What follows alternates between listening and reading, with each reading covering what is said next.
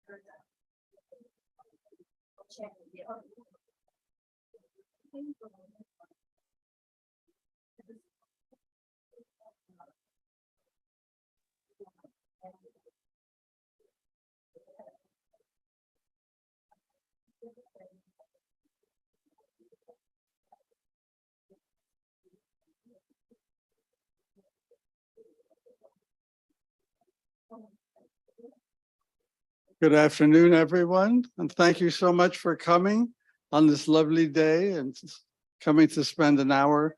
You can't hear me. How's that? Any better? Okay. Everybody happy? Good. Happy enough for our purposes. Well, thank you for coming.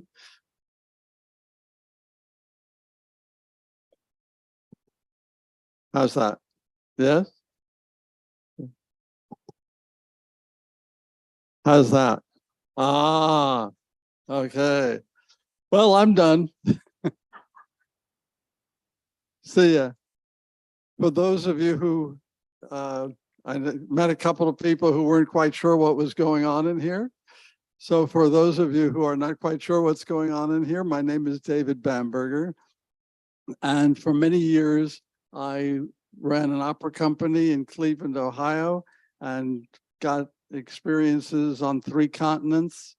And I'm here to share some of my adventures with you today under the generic title of From Prima Donnas to Pachyderms, because I dealt with all of them.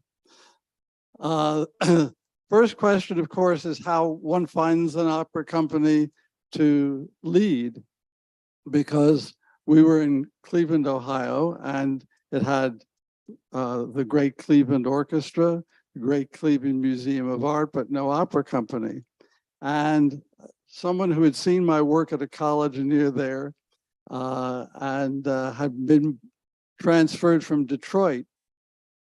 And he was very unhappy because there was a young opera company in Detroit and he was a great opera fan, and there was no opera company in Cleveland. So he left his card for me and said, if you'd be interested, give me a call and we can talk about it.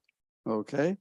So we got together, and the long story short, he, myself, and Corolla, my wife, were the three initial trustees, the incorporators of Cleveland Opera, which at that point we called New Cleveland Opera. Now, we had some that might question our credentials for starting an opera company in Cleveland, among other things being that we didn't know Cleveland. He was from Detroit.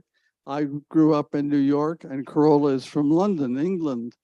So and in addition to which, we didn't have any money to speak of. So that seemed the credentials for starting an opera company. And I spent several months talking to people about this opera company that we were talking about starting that performances that very fall of 1976. And everybody said, oh, great idea, wonderful. Didn't give us a dime. And that's presented some problems because Carol and I were spending our full time on this non-existent opera company. And this non-existent opera company owed us several $100s for taking people to lunch and to print stationery so my parents would think I had a job. And finally, it got to the point where if we were going to go ahead, we had to apply to the Ohio Arts Council for initial funding. And that required, first of all, filling out some legal forms, but this man from Detroit was a lawyer, so that wasn't a problem. But in addition, it required a $25 incorporation fee. And even at that point, Carol and I could have afforded another $25, but it seemed at a certain point, you have to say, can't keep throwing good money after bad. And so we told him that we weren't going to put up any more money. And he said, well, if you guys are prepared to keep doing the work, I'll put up the $25. For our 25th anniversary, we had a $7 million budget and presented the three tenors in Cleveland Brown Stadium.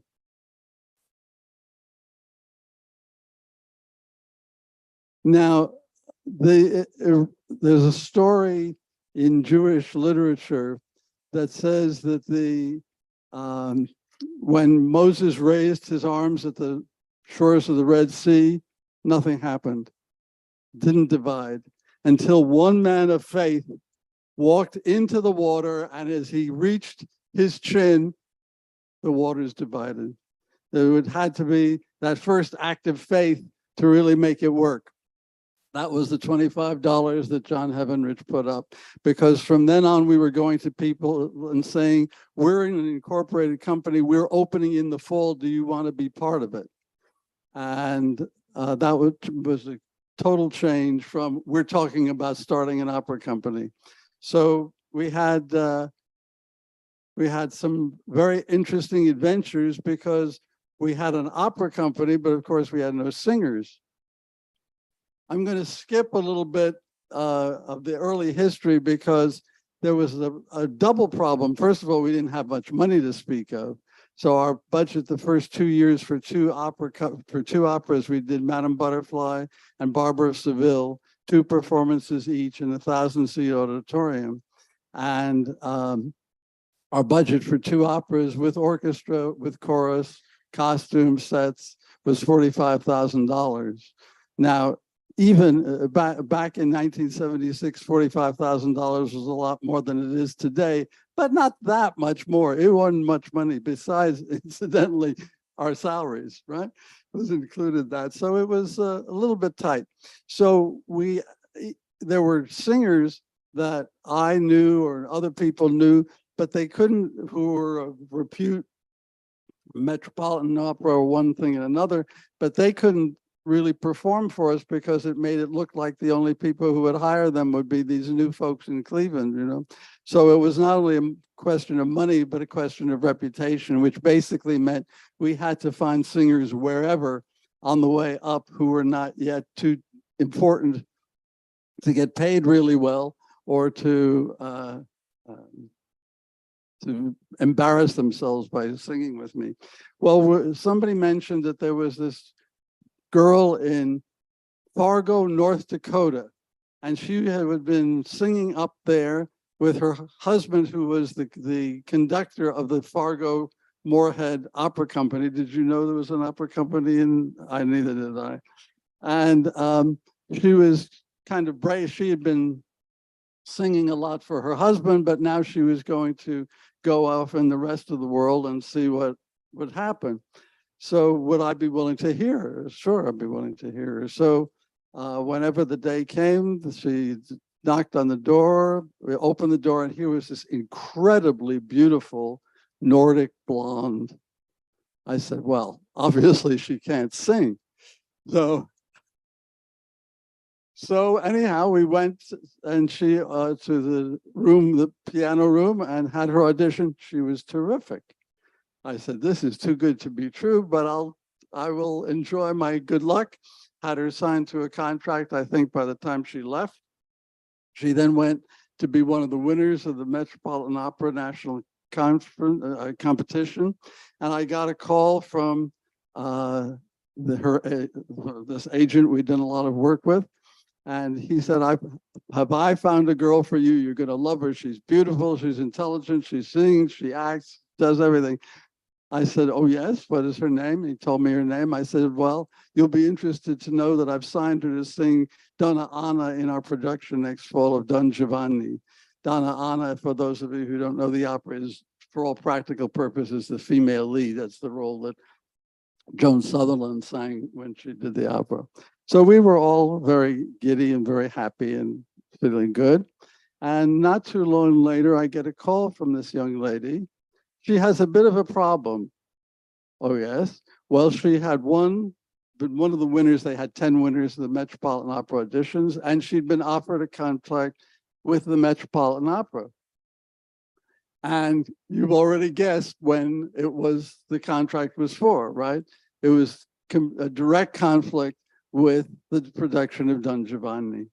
Oh, I said, I'm figuring her next sentence was that, sorry to drop out of the production, but see ya. But no, she said, do you think I should take the contract? I said, well, what is the contract they're offering you? She said, to be an understudy during the regular season, and then when the company went on tour, if things went well, she would sing the second niece in Peter Grimes. Did any of you, some of you may have heard of Peter Grimes by Benjamin Britten, but I bet none of you ever heard of the second niece. There's a good reason for that. It's about 6 notes long. I said, oh, okay. She said, do you think I should take the contract? I said, I'm not exactly objective on this. She said, no, I respect your opinion. What do you think? I said, if you take the contract, you've got to be out of your mind. I said, you will be known as the girl with the U on her forehead for understudy. You will never get to do anything else, and you'll just be stuck. In addition to which, I said, even if some miracle occurred and you actually had to go on in one of the roles, something of significance, you don't want to be making your professional debut at this point in your career at the Met with who knows what, with the reviewers in their mood that night. So I said, if you want to be out of the contract, no problem, I'll do it. Whatever you think is best. No, she says, I'll take your advice. Yes, she sang Donna Anna for us. She was fantastic.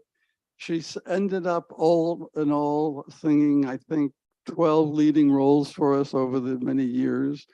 All of them, she was wonderful, but that was hardly her whole career. She made her Metropolitan Opera debut, not as the second niece in Peter Grimes, but as Musetta in La Boheme. And she never regretted taking my advice. In fact, she became the favorite role in the role of Tosca by a tenor you may have heard of by the name of Luciano Pavarotti. And when he was going to sing at Covent Garden in London as to who he wanted as the Tosca with opposite his performance, it was this gal. So it all ended up happily ever after. Well, it's one thing to find the singers, they have to stay well. They don't always do that. And the whole industry, of course, is geared on two little pieces of flesh in your throat, you know, what we call vocal cords and what the doctors call vocal folds. And if they're not well and those cords are inflamed, you got a problem. Well, at Cleveland Opera, we did a whole range of, the entire range of musical theater. When we're done here, I'll be happy to answer any questions as long as you don't ask me to define opera, because I don't know. There is no conceivable definition of opera that would make Phantom of the Opera a musical and not an opera. So, except they make a lot more money calling it a musical than they would if they were calling it an opera. So, other than that, so we presented the full range of musical theater, Gilbert and Sullivan in musicals and operetta. So some of you may be familiar with Naughty Marietta.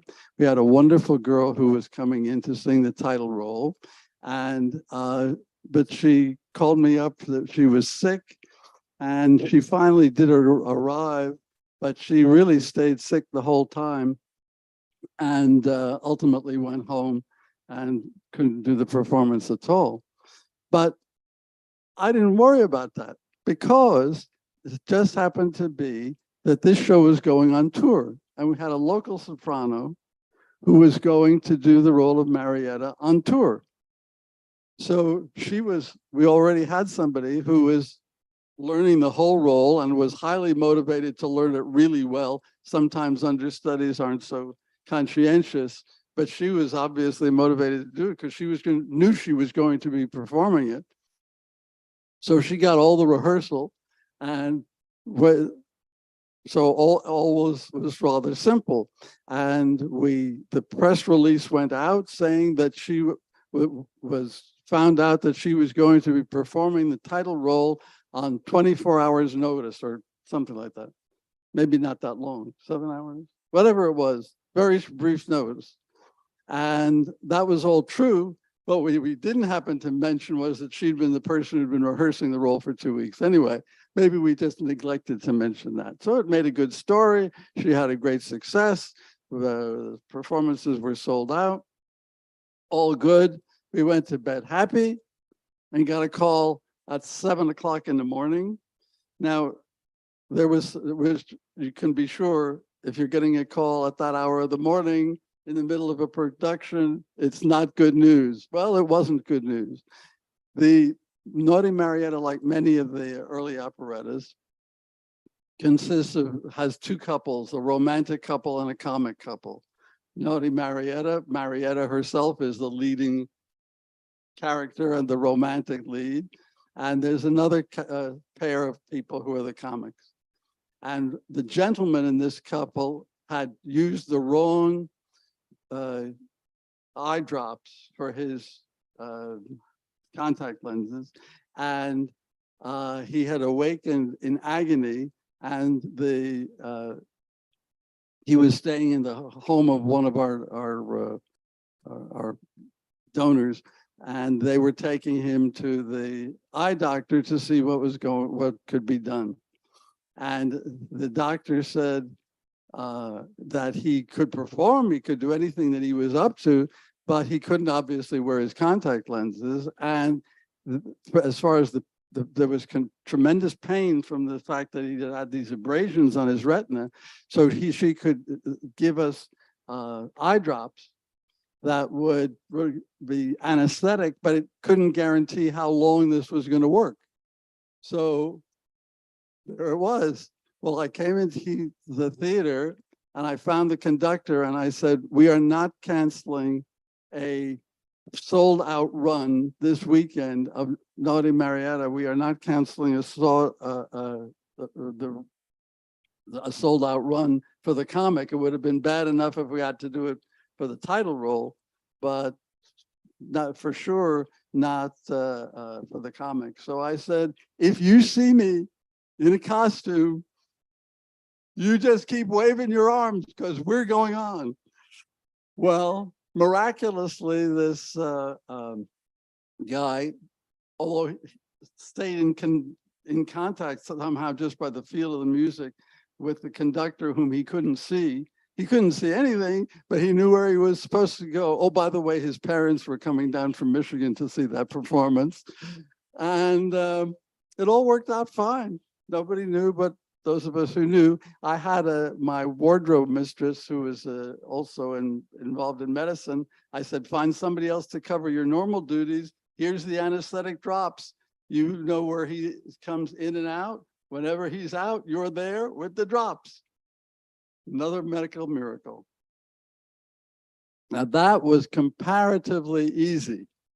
Comparatively easy. I should point out that I could have spent this time we have together telling you about all the performances that went flawlessly without a problem, but that didn't seem to be, that would cover the vast majority of our performances, I'm pleased to say.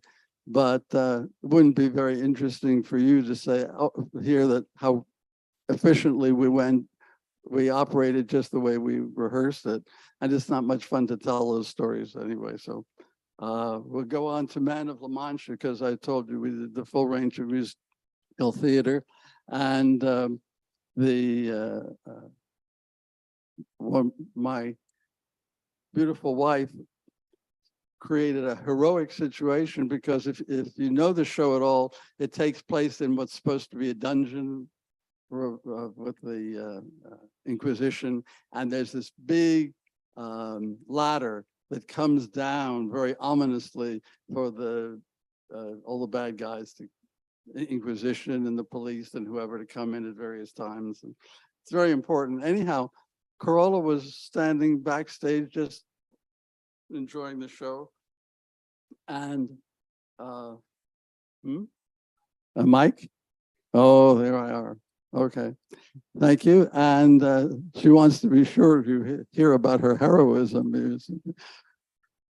So this cue, these cues were obviously very important whenever the ladder would come down, and Corolla's standing there. And there's no stagehand. Now, I have to tell you that in a union theater, what you must never do is touch the scenery that's supposed to be moved by the stagehands. I mean, they can go on strike and just stop the show. I mean, it's not even a subject. Except we're in the middle of the show, there is no stagehand and just a beautiful woman standing next to the rope. The beautiful woman grabs the rope, and in comes the ladder on cue. Yeah. So that was and nobody ever complained that she had touched scenery. The guy who had been drunk or something in the back, drinking, I think, with his buddies, and missed the cue, had some problems, but we didn't. So all was well. Again, the world is a beautiful place. We go to bed happy. We get a phone call. No, that wasn't that phone call. What it was actually during the performance. Now the show ends with there's this. It's not an unusual love story. It's the story of the Don Quixote, and there's Don Quixote himself, and there's this lady who has I don't know how to describe it very well, but it is a female lead. And she sings the end of the opera singing The Impossible Dream. And so anyway, somebody comes running over to me backstage and says, this lady can't sing. I said, what are you talking about? We're all the way through the second act. We've only got 10 minutes to go. No, she can't sing. She can't make a sound. She can't talk. I said, this is what's going, well, apparently when she had done, there's some very dramatic stuff, and she had screamed at one point and done it in whatever way that she had hurt her throat. So Corolla is off calling our voice doctor. Meanwhile, this gal has one more scene where Cervantes is dying, and so she's crying, and so she was able to croak out what passed for acting. There wasn't much acting, but at least made enough sounds that it sounded like she was grieving for his imminent death.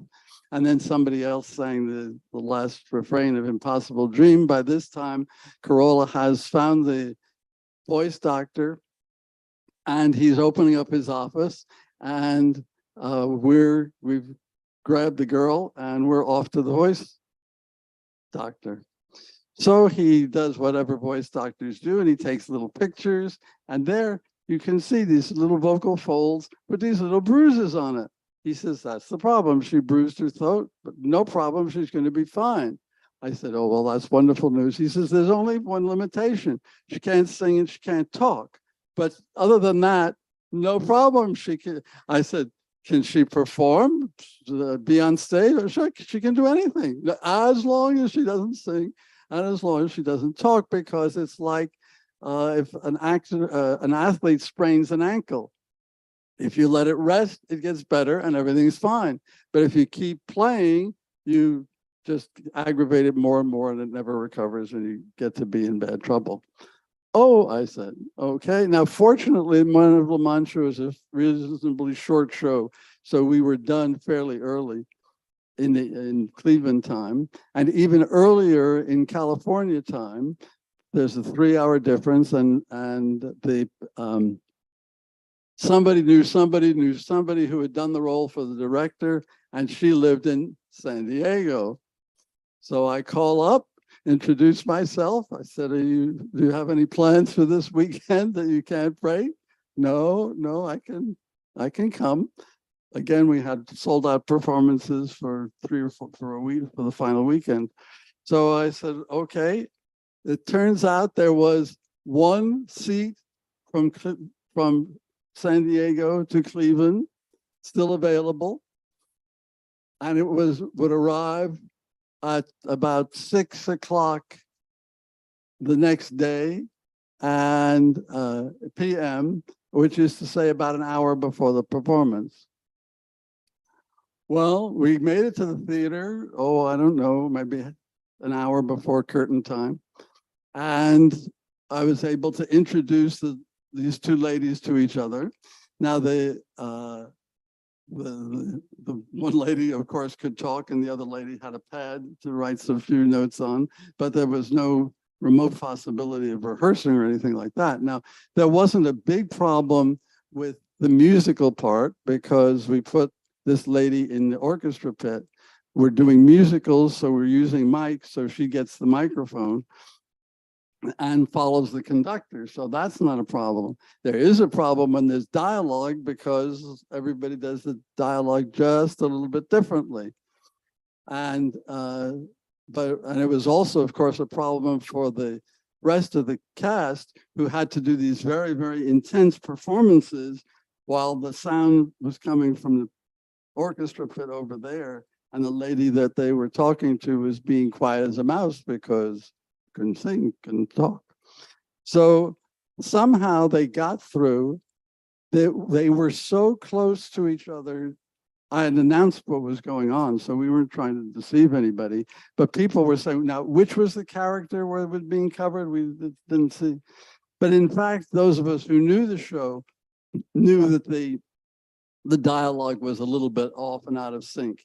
But by the Sunday performance, the 4th performance these ladies did together, the coordination was absolutely 100% perfect, was not the timing of either of them. They had invented, unbeknownst to themselves, and they don't know how, they didn't know how, but somehow they had invented, created a third timing, a third character. And it was all beautiful, and everybody cried, not because of the singers, but because of the show. it's not always singers who have adventures. I had an adventure down in Chile with the non-singers, and they have now we call them supernumeraries usually, people who have to act or appear or carry spear carriers and somehow who are part of the show even though they don't sing. And one of the most famous issues is the opera Rigoletto. You all know La Donna Mobile, but that's sung by the lead tenor. In the last act, in the first act, there's a big party going on. The tenor is a lech, and he's singing about how one girl or another, it's all the same to him. And but there's a chorus of men that Verdi wrote for, but he didn't write any music for the ladies. So you always need to have ladies from wherever you get the ladies to be the inspiration for the men at this party, and they don't have to sing. So when I went down to Chile, I explained them this, and somebody got a hold of the people at the modeling agency, and the first rehearsal of the first act, there a whole group of very lovely ladies who did whatever the action was required, paired them up with the guys in the chorus, and everybody was happy. I get I'm called over as that lady, she has to have a special part. She has to do something special. I said, well, it's fine with me. It's a very beautiful girl, and no problem. So in this production, what happened was that there was a guy and a gal sitting on chairs or whatever, and the tenor comes over, throws the guy away, sings to this beautiful girl, and then gives her a big kiss and goes off to do whatever with the staging is for the other ladies. So finish the aria. So stage this, all fine. And the next rehearsal, we came back to this scene. The lovely lady was not there. No, she's not going to do the show after all. Put one of the other girls in. Turned out that she was the mistress of the president of the opera company. And he did not like the idea of her being kissed by another man in public. So no way, no how, never saw her again. But even more important than a girl to be kissed downstage center who is finding one who is not the mistress of the president of the opera company. If where supers really earn their money, so to speak, and if at all, is the opera Aida. And some of you if you are not aware of this opera, it is famous for many, many wonderful things, but it is particularly famous for, in the second act, our hero is the general of the Egyptian army. He has gone off to war. He has been victorious, and he comes back with all the booty that the prop department can come up with for marching along, showing the pharaoh how glorious the victory is, and all the gold, and as I say, whatever can be found for the supers to be marching along and showing off the props. But in addition, somehow, and I don't know how, somewhere, somebody got the idea that the climax of this triumphal march should be the entrance of an elephant. And so it has become, it's not always possible for a whole variety of reasons for an opera company to have an elephant, but you kind of earn your stripes if you do. And people came to me for a whole year from when we announced that we were doing Aida. They said, you're doing Aida? I said, yes. They'd say, do you have an elephant? I'd say, yes, we do. Oh, where can I get tickets? no one ever asked me who was singing. But you're presumably people from an audience, and I love audiences, so whatever. That's the pachyderms and the title of my talk. So they came, you can't just go to the zoo. Incidentally, there's a very nice zoo about 15 minutes from the theater. So people could go and see elephants anytime they wanted for a lot longer than it took for the elephant to walk across the stage in about 30 seconds. But what the heck? That's what the public wants. We'll give them an elephant. And you can't just take an elephant from the zoo because they're, of course, not trained. They're wild animals. So we had a truck full of animals. God, I forget all the things that had camel and had elephant trucked in from Connecticut. And this was February in Cleveland, which can get a little cold. So we had a big room backstage at where we could keep a large animal, and the truck that came in could sit in the back behind the theater for a large animal. So where, I ask you, does the elephant go, and where does the camel go? One has to be outside temperature, one has to be in moderate temperature. So anybody want to make a guess as to where the camel goes? Outside. Who's in favor of camels outside?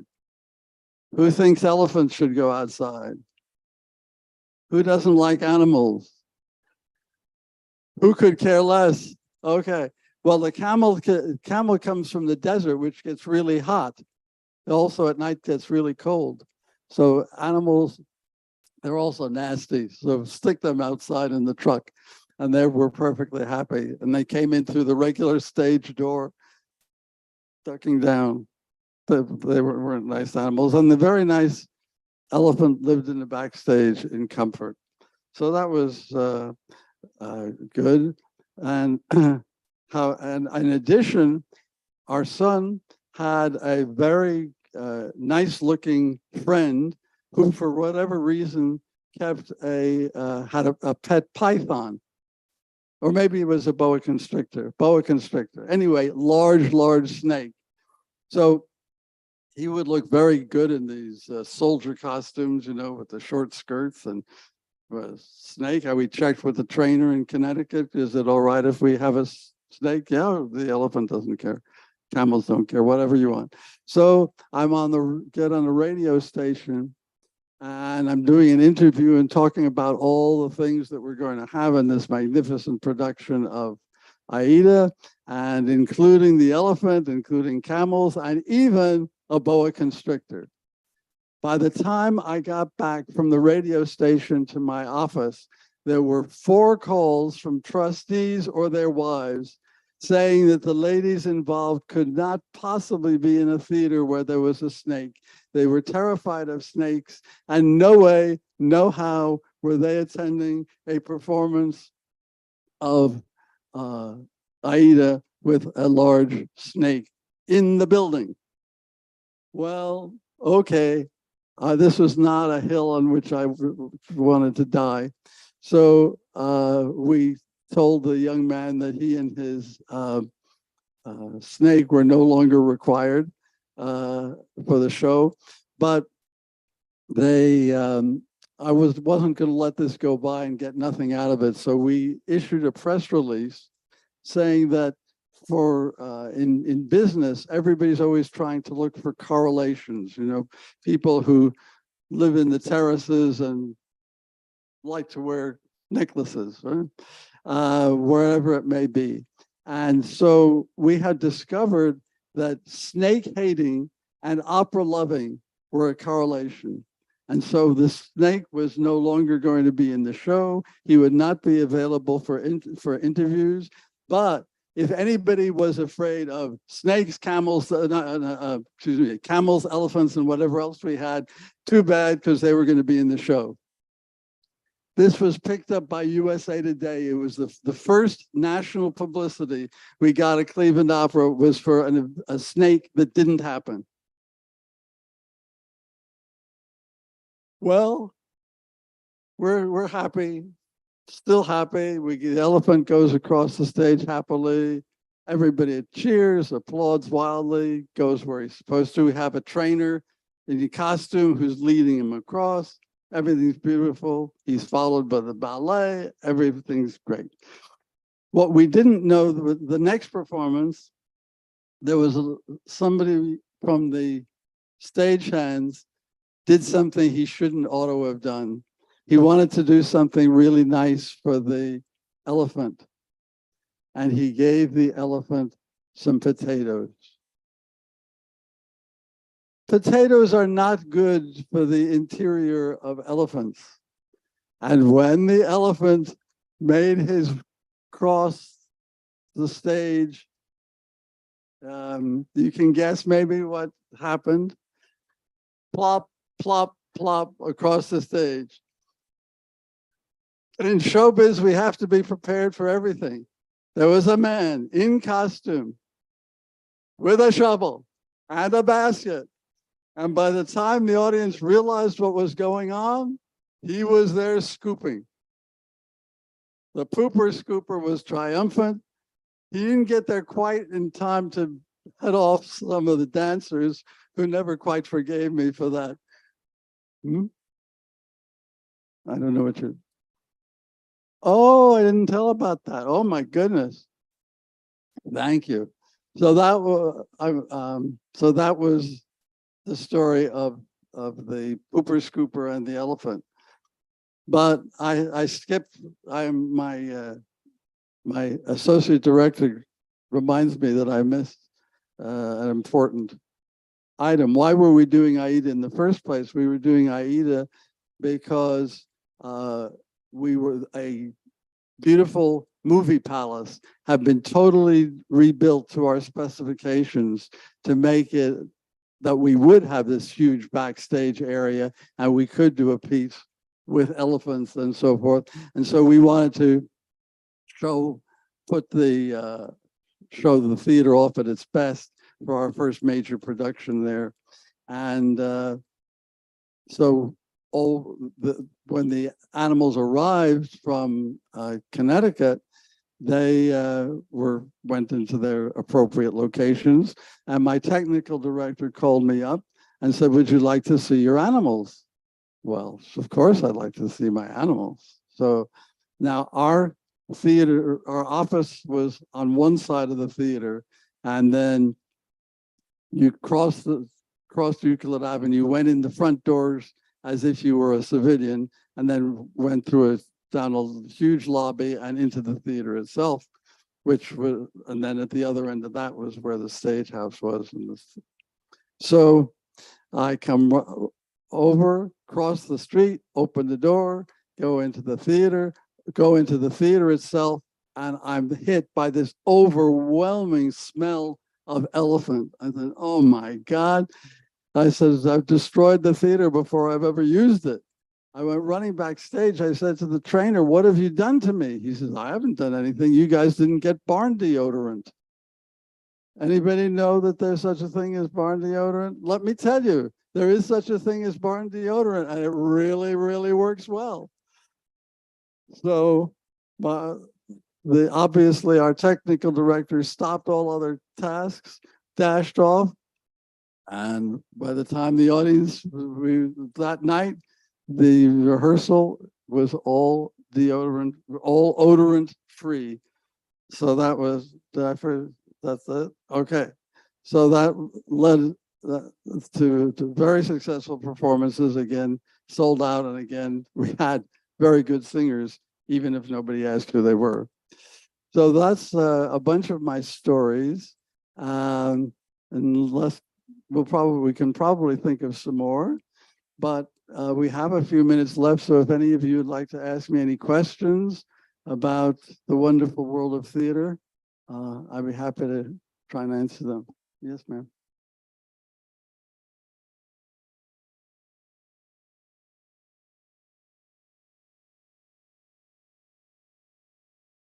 San Francisco, probably.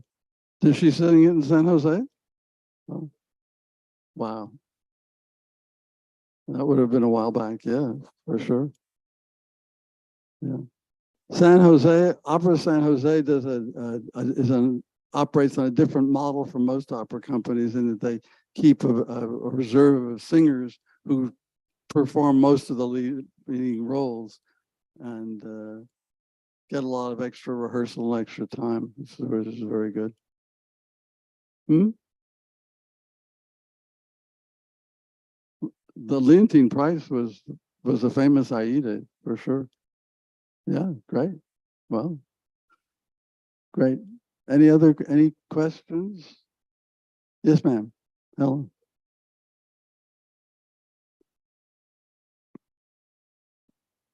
This question is, how did I get into opera in the first place? Well, some of you have heard this story. When I was 3 years old, I said to my mother, I shouldn't have to do what people tell me to do. People should do what I tell them to do.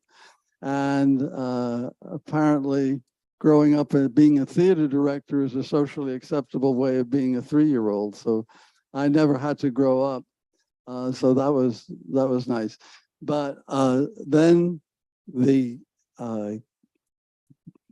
company for which Gilbert and Sullivan wrote their works like Pirates of Penzance and The Mikado came to New York when I was 7.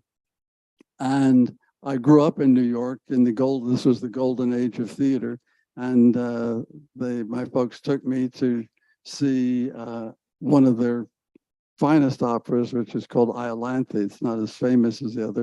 It's going to be done this summer, by the way, at their lyric opera is having a festival at the Hammer Theater, and they're doing Ragtime, Iolanthe, and a program of songs of Lerner and Lowe. So I'll give you a commercial for that. But anyhow, so when I saw this production, I wanted to produce it. And of course, exactly the way I saw it in the St. James Theater on Broadway, right? And this had several problems, the greatest of which was I went to an all-boys school, and the girls' chorus is a chorus of fairies, and that didn't sell. So that production didn't happen. But I was performing all the time and shows and as an actor or singer or whatever. And then people kept paying me for doing what I loved. So again, I never had to really grow up. Never really had to decided to go into theater. I knew that I wasn't so impassioned of theater that I wanted to starve from my art for any length of time. But I kept getting hired, and then when we started the opera company, then I could direct whichever productions I wanted to. So all was good. And then with COVID finally seems to have retired me. I always avoided the R word, but I've gotten used to getting to sleep at a decent hour, which was not always the case when I was in rehearsal. So I think I'm retired. No, you got the wrong end of Ohio. I produced the Cincinnati Opera. Is the second oldest opera company in the United States, second only to the Met. This is at the southern end of Ohio. Cleveland is at the northern side of Ohio, and there was a pavilion in the zoo where they could put on opera, and did for many years. And one of my earliest productions that I did 2 operas there in the zoo. And it presented some unusual problems, particularly, for instance, in one number, singer is about to sing and the orchestra goes pa pa pa pa and there's a pause and a silence, and the seal says Arr! It adds a special dimension to the opera. Since then, a long time ago, I would guess 30 or 40 years ago, a man put up a lot of money to redo Symphony Hall downtown. Cincinnati, and they've been performing there ever since. So they have a real opera house, and no more seals. I'm not sure whether they had elephants and camels, but yeah. Well, I think not. I was hired by this lyric theater to do a little narration to write a narration for them for the to use in the Lerner and Lowe concert. So if things come up, but I'm not really looking for it anymore. About time the youngins got to do some more shows, yeah. Why don't you say, can you sing us a song? And the answer is no. I'm very good at hiring singers. I'm very good at hiring good singers. I'm very good at not trying to imitate good singers. Any more civilized question than asking me to sing? Yes, Doris.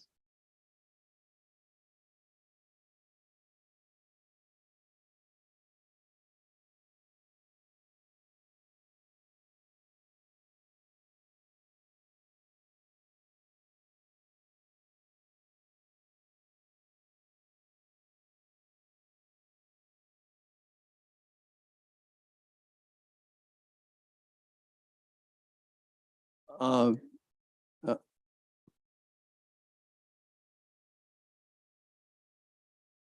well, it's not for me to judge whether that would be a good idea for y'all. That would be, since you did such a good job of organizing to make sure you got your own version of this speech.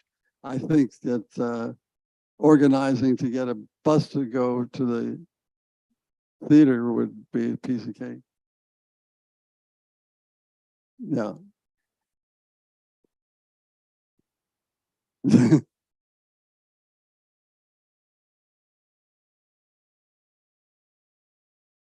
Sounds like there's a demand.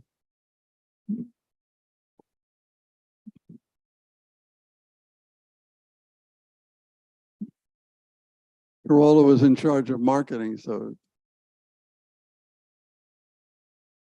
Any other questions, doubts? What's an opera? I don't know. Well, it's been a pleasure. Thank you. This is the first time in my life I ever was brought back by popular demand. So thank you.